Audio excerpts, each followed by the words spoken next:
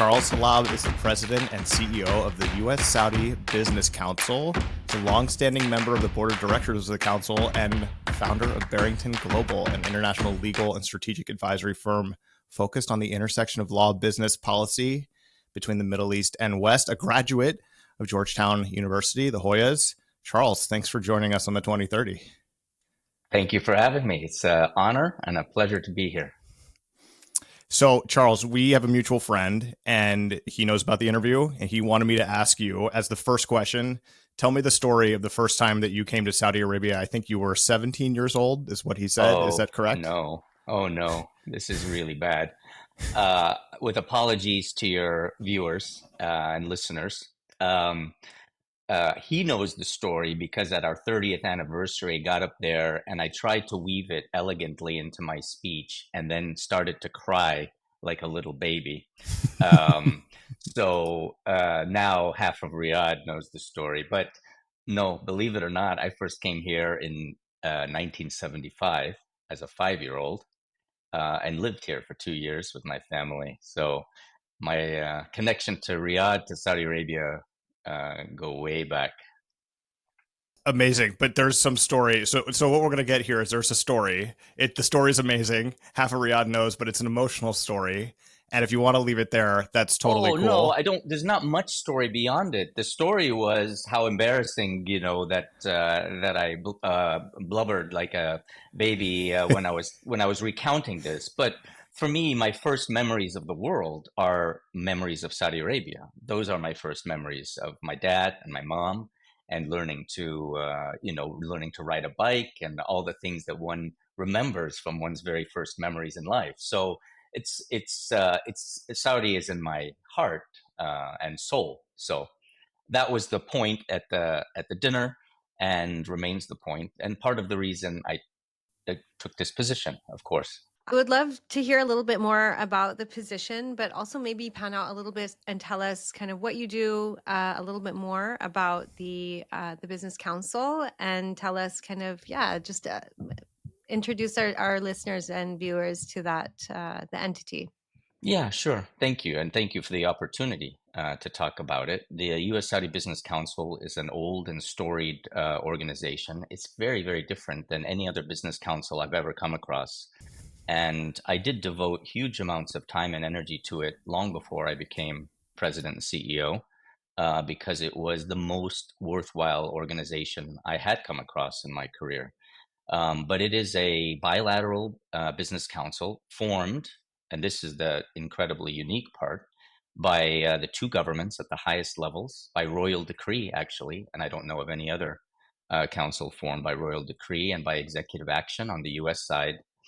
In its current incarnation, we're about 30 years old, but really before that goes back about 50 years. The discourse and the interaction that led to the creation of the current council 30 years ago was started in 1974. So over its many years, it's achieved many things. It's been right there, as I also said in my speech, at really important times in the history of Saudi Arabia and the history of the relationship between the U.S. and Saudi Arabia. And its mandate is to facilitate business between the two countries, very simply. Trade, commerce, investments, and everything that goes along with that. So what does that look like? I mean, like, you have organizations in the U.S. government that help. You have the Chamber of Commerce, and they have their own sort of Middle East division, and with Steve Lutz and those guys. And then you have the Ministry of Investment. And I assume you have sort of working, ongoing partnerships with them to kind of collaborate. Exactly. Yeah. I have the highest respect for all of the stakeholders you just mentioned, Steve and Nicole at the U.S. Chamber. We work very, very closely with MISA, their team, very, very closely with the Ministry of Commerce and GAFT in particular, and their team, and also have a very lovely collaborative relationship with AmCham, hence this podcast. That's how I came to you. We want to talk about President Trump's visit last week, and it was obviously a huge week in Riyadh. He brought a really impressive delegation with him, business leaders, and this always happens, right? When you have a president come, there's some business delegation, but this one was kind of next level. Jensen Huang, Sam Altman, Elon Musk, everybody. How do Dara we character? Khosrowshahi. Yeah. Yeah. How do we characterize this visit? I mean, what are we looking at? A reset? Is it more than that? What give us some thoughts on what you think the outcome was and what was accomplished, and just talk about the visit from your lens and from your role. I really do think it is a reset. I mean, maybe reset doesn't quite um, get to it. I mean, a modest understatement, to be honest. I mean, a rebirth, uh, a renaissance of the relationship, particularly on the business side, which we're elated about at the U.S. Saudi Business Council. When U.S. Saudi business is turbocharged, that obviously warms our hearts and energizes us, and that's how we feel. I came away from it um, really impressed, and I'm not just saying that because I need to say that. I'm a pretty straight shooter. I think no matter what end of the political spectrum you are on, what side of the pond you are on, there was just an electricity and an energy in the room that I have never seen before. And I've been doing business in the kingdom professionally for over 25 years. So I do think it's a reset, a revival. I think I used the expression, we're taking a strong relationship and turning it into a true partnership. And that's what I see going forward. And that's how the council is positioning itself going forward at this point. I think, it was definitely brought up over and over again about how deep the relationship roots are, how long Saudi Arabia and the US have really actually been close to one another. And that came up quite a bit in all media. And I was going to ask you about the energy. That was my next question, actually. So you kind of, you beat me to it. Because one of the things that I talk about when I'm discussing Saudi Arabia with people that haven't been to the country in a long time, or maybe look at it more academically or don't know anything about it, is that today's Riyadh has this energy, and young people, especially within the kingdom, are just super excited about the way things are going. And, they see an exciting future ahead of them. Whereas in other parts of the world, they might not see that. I mean, I'm in the UK. I talk to young people, they're not that excited about their future. They're pretty, it looks grim to them.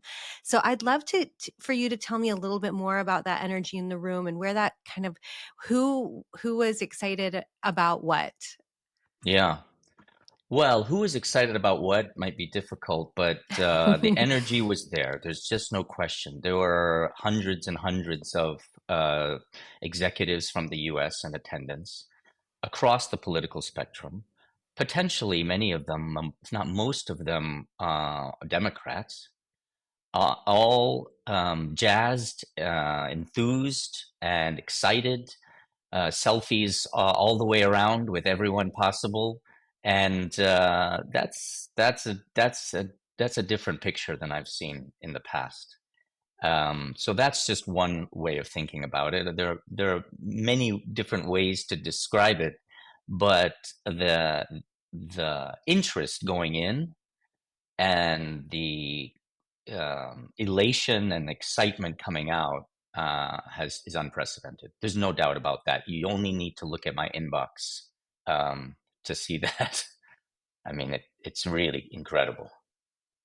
We want to see the inbox. We want to see the, an illegal recording of the speech you gave. We've got some documents we want to follow up on.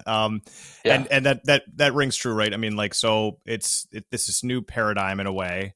And the thing is, for you, now the work begins. This is not like an accomplishment in and of itself. I mean, it's a huge milestone, but now you guys have this window to get to work. And that's my questions about that window. I mean, Yeah. Are we looking at a totally new reset in the future indefinitely?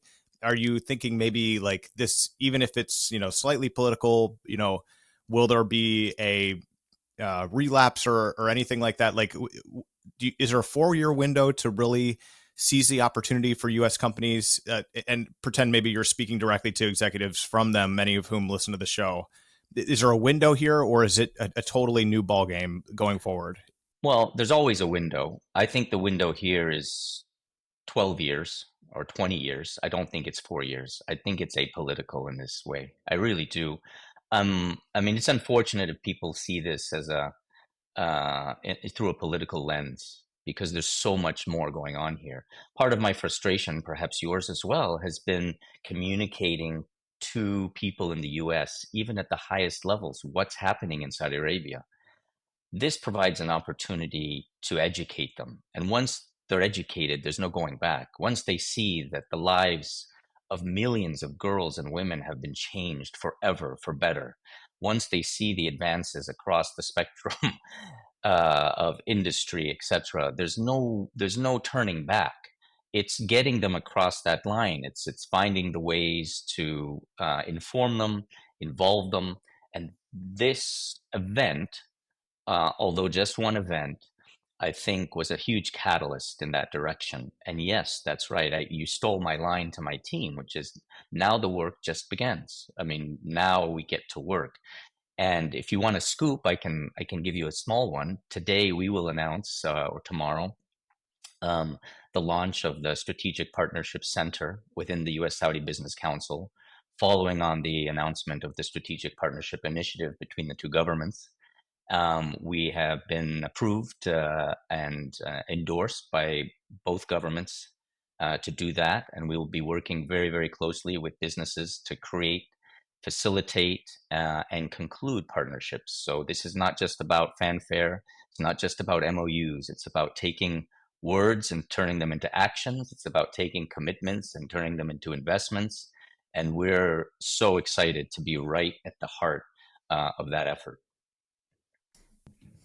That's really, that's really great news. Very Thank exciting. You. And have you ever felt like this is, a bigger challenge ahead of you than the one that is ahead of you now, to really actually now to start attracting the companies to come and do that? I mean, you had the event, but right, like how else can you bring delegations and expose them to what's happening? Like what are some of the challenges that are in place still? Well, it's perceptions, misperceptions, to be more accurate, and that's just the nature of the job. I mean, that is, the onus is on us to challenge those, to counter those. I do think we need to do a much better job of bringing people back and forth, and not just high-level delegations where rings are kissed and so on and so forth. I think young, energetic, brilliant Saudis should be, should be going back and forth to the United States. Of course, there are many students there already, but I think delegations of young professionals should be going back and forth between the two countries. And I'd like to see some initiative in that respect. I'll probably propose it at some point relatively soon, even beyond what's being done. And a lot is being done. I just think more can be, and now is the time. If now is not the moment, then there isn't one. This is it. And if I can harken back to one of your earlier questions about electricity in the room, we pushed hard for a quality of life session at the forum, because I felt, of course, mining is exciting, and tech is exciting, and energy, renewable or traditional, very, very, very important. But how about that stuff that captures people's imaginations? How about the magic of arts and entertainment and culture and tourism? And this is the stuff, when I come to Riyadh now, and remember, I've been coming since 1998 professionally. This is the stuff that just blows my mind. Whatever your ultimate goals are, even if they're primarily in these sectors, these other sectors, these quality of life areas are going to provide the impetus for people to come, for people to understand Saudi Arabia comprehensively. And that's what we're shooting for at the Council, a very comprehensive understanding of the opportunity of Saudi Arabia and the opportunity of the Saudi-US business relationship. Yeah, and those things are also kind of business related as well. I mean, like if you're looking to do business in Saudi Arabia, and let's use mining as an example, and you're a huge U.S. mining company, you're going to have to move people to Saudi Arabia as part of what you're doing. one concern you're going to get from the executives and non-executives that you're moving there is, hey, what's it like to live there? Like, what's it going to be like for my family? And that those things like really matter to the executives of those organizations, but also to the people that are going to move there. Communicating what the answers to those questions is an important part of business development, which I think is what you were saying. And those things should be highlighted just as equally as everything else. They're also really cool. There's a lot going on in those spaces. So So true. You said it yeah. better than I did, but I couldn't agree more. Well, that's the first time that would ever happen, and it will never happen again. I guess I want to ask you next about the sectors. So like you look at this list of companies that came with President Trump, you look at what was highlighted in deals, and you noted all of them: tech, mining, defense. What sectors are, maybe have the biggest opportunity right in front of them? And then are there other sectors that don't seem as obvious that maybe anyone listening to this show or watching it on YouTube is thinking, hey, like this is a new business opportunity, a new area for me that I didn't even think about? Well, it's going to sound like a little bit of a repeat of what I just said, but there are huge opportunities in tech, and tech is not, narrow. It is very broad, whether it's data centers, AI, deep tech of all sorts. So that in itself, we could spend several days talking about. Mining will create corollary opportunities and industries around it. Energy, don't write off traditional energy that's still going strong. Still so much to do. We have a strong cohort in the Eastern Province at the council, very enthusiastic about the opportunities in traditional energy going forward, but renewable energy, of course, as well. But I don't think people are, to your point, I don't think people are thinking about the many other opportunities that necessarily go along with this. And education, healthcare are two enormous areas, I think, that should be highlighted, along with the quality of life sectors I mentioned earlier, because all of that feeds together. I think there's another thing that I feel is really important that, you know, uh, a lot of young Saudi entrepreneurs are trying to enter the market and trying to kind of find the opportunities.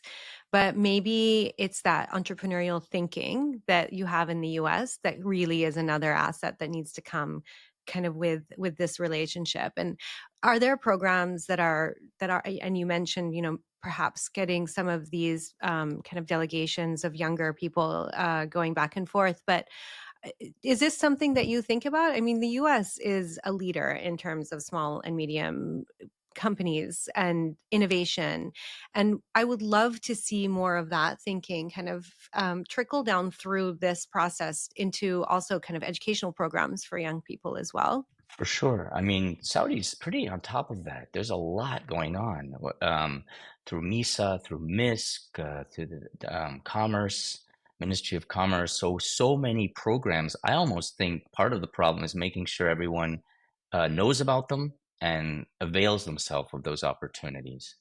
But maybe Saudis have something to learn from the US. But these days, I think the US has a lot to learn from Saudi Arabia as well, to be candid. I see incredible dynamism, entrepreneurship in Saudi Arabia. I mean, in ways I haven't seen elsewhere in the Gulf, elsewhere in the world at the moment. And I've done deals and traveled all over the world. I don't know any place that is as electric as the Kingdom of Saudi Arabia at the moment. Can you give us an example of, kind of something that you've seen that you really think that could be something that people outside of Saudi Arabia could really learn from? I mean, how much time do you have? It's a podcast, infinity time. Yeah. Yeah. There are 20, no 2030. rules. Yeah. 2030 podcasts right there. Yeah. I don't know. I mean, just start with the amazing accomplishments in tourism. I used to come here, and I'm not shy to say that when I used to come as a young professional, it was not as welcoming as it should have been. You come now and you feel you're with family. I mean, from the moment you come to the airport, which used to be very tense for me, a tense experience in the old days, you come now and it's the smiles and the welcomeness that carries through all the way to the hotels and the restaurants. But just take some time to go to Al Ula or to the Red Sea, and you'll experience the best of the best in terms of tourism and resorts. And my mind is blown still every time I come to Saudi Arabia and try something different, whether it's Daria or anything else. I mean, it's that I would start there and then just engage with people on the street. I mean, the conversations. This is perhaps a lame answer to a very good question, but it's I try to engage with people everywhere I go. But those conversations I'm having at the mall, in the restaurant, with the poor Uber drivers who are stuck with me in the back, you just see it, you feel it in everything they say, in the opportunities that have presented themselves that no one could have dreamed of 10, 20 years ago in Saudi Arabia. So it just starts with communication, I think, and so many people have opinions about Saudi Arabia that are based on nothing, based on total ignorance. Just come, just come and see for yourself is sort of my message. I'm glad you say that. The thing that I push on other people, I'm like, make sure you talk to the Uber drivers. Like that, I always like kind of lean up into that space between the two front seats, and I'm like, "What's up, man? Like, how are Yeah, things?" You know, and yeah, they immediately open up. yeah. They want to talk to you about where you're from and tell them about themselves. Almost all of them speak fluent English, or enough English to carry a conversation. It's so cool. And like you, Charles, and Hannah knows this, but she grew up there, so she has kind of a different lens on it. But my first trip was 2009 or 10, and I remember same thing. Just like when you arrive to the airport, and it's not easy to get in. There's a real scrutiny of your documents. More often than not, the guy's just like ripping a cigarette, just being like, "So what are you doing here?" Like asking tough questions. It kind of sets the tone for the whole trip, For right? sure. And now it's just like, "Welcome to Saudi Arabia." Men and women, they want it to go as quickly as possible. Everything in the airport is smooth. And I think what your answer was great. What I want to ask you is maybe it's a off-piste question, right? But we're always talking about what Saudi Arabia can learn from the United States, what it's like, as a country that is emerging to be more innovative and open and capitalistic, et cetera. What can the United States now learn from Saudi Arabia in its journey with Vision 2030? Well, don't underestimate the value and energy and promise of your younger generations. I mean, the younger generations in Saudi Arabia are right at the fore of all of this electricity we're talking about and change. And I think I'd like to see more of that in the US. The US can be at times mired in bureaucracy that we typically associate with other countries. And whereas Saudi Arabia now has this incredible ability and opportunity to shortcut uh, decisions and go right to the meat of things. If something is important to do, it can be done with the wave of a pen, and that's really helpful, I think, to move things forward. We could use a little bit more of that in the U.S., and perhaps we're seeing some of that now. But I don't know. A belief in itself. Saudi Arabia has such this incredible sense of being and purpose and pride and the energy. I'd like to see that, recaptured in the U.S. More than it has been. I think that's where we can go, and I think the relationship can energize that on both sides. It's funny. I was in a meeting the other day, and somebody asked me if they thought that, if they thought that, or if I thought that the vision Vision 2030 really was something that was kind of as a result of pressure from outside of the kingdom, or if this was something that looks like it's very much coming from within.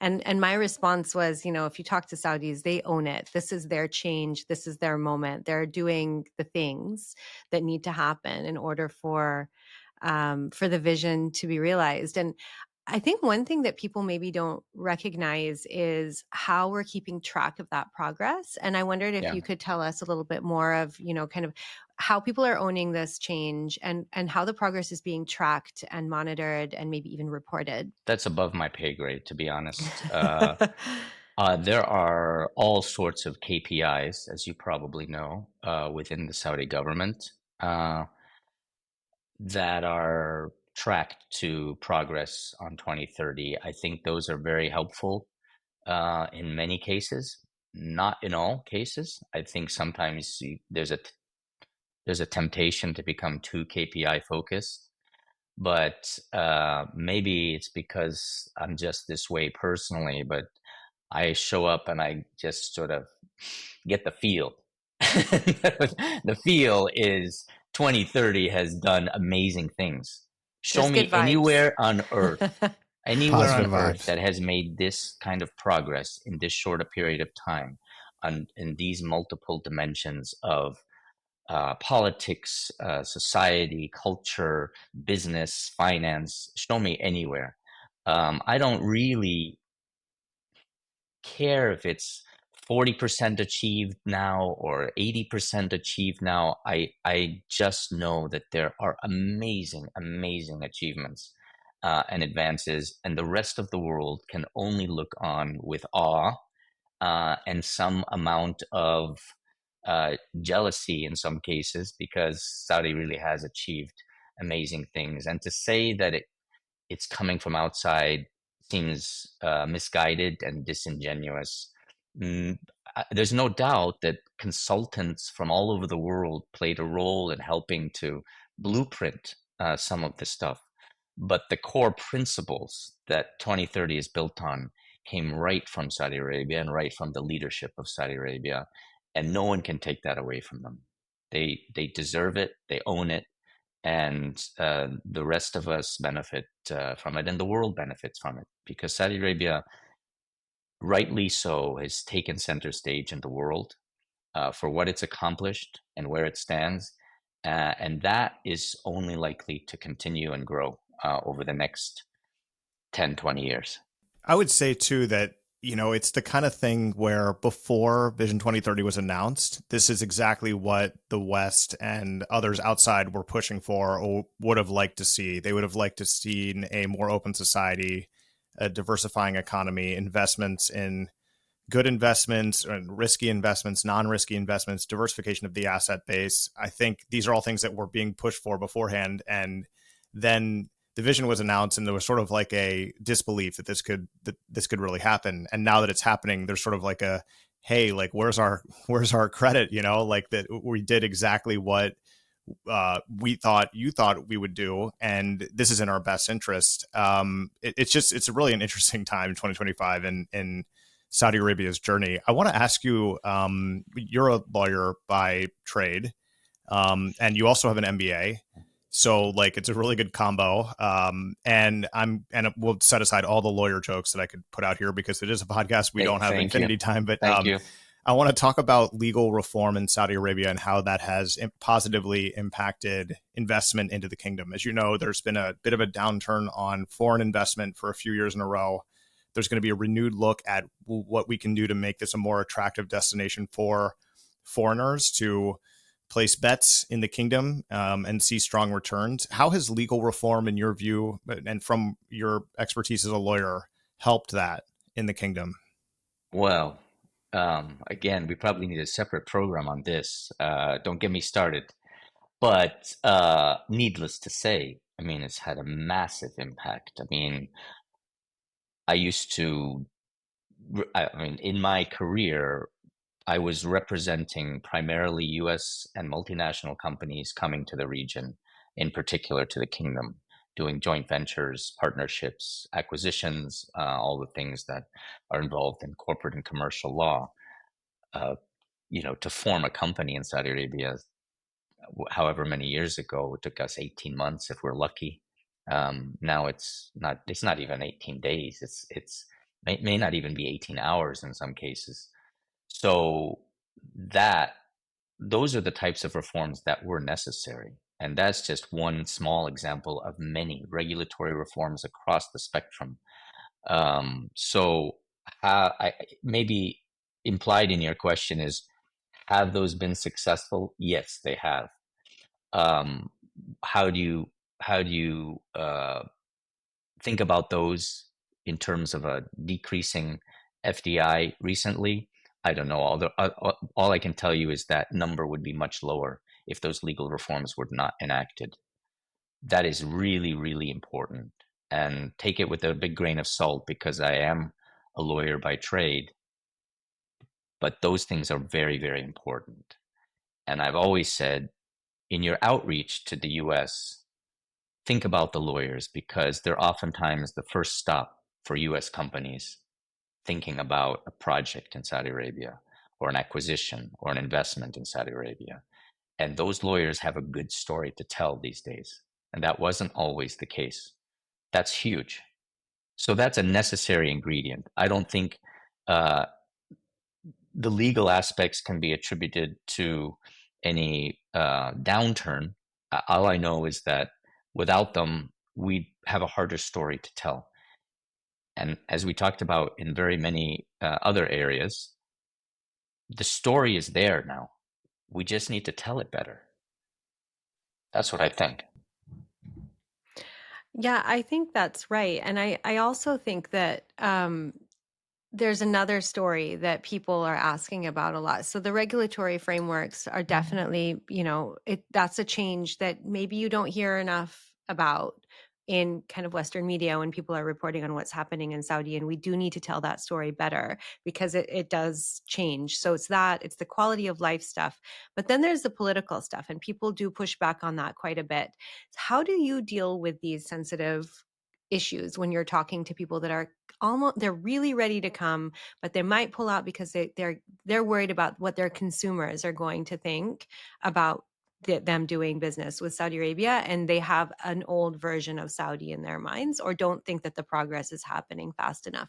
How do you address that?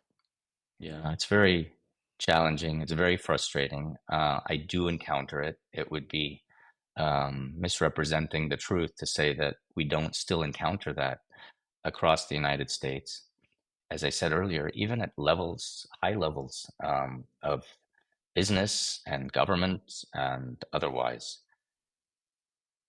the only thing we can do is tell the story that we know to be true, and tell it as best we can. And that's what I try to do every day of my life in this role.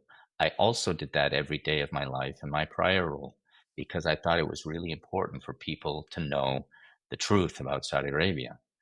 And that's not to say that you don't have a right to some political view, but just understand what the reality is now on the ground. And please don't form such an informed opinion without coming to the kingdom and talking to people and visiting various places and institutions. And then if you still have the same perspective, I'll beat you down. But no, we'll talk about it. But don't sit there in Minneapolis and think that you know everything there is to know about Saudi Arabia without ever having been. Charles Hallab, President and CEO of the U.S. Saudi Business Council, which is launching a new partnership center. Is that right? It's the U.S. Saudi Partnerships Office. Is that what it's called? The U.S. Saudi Business Council Strategic Partnership Center. Strategic Partnership Center, SPC. Yes. Love it. SPC. Charles, thanks so much for joining us. We enjoyed it. Come back anytime, especially as you get to building and get to the work that we talked about earlier. This was great. Thanks so much. Thank you both so much for having me. Great to be here. Thank you so much.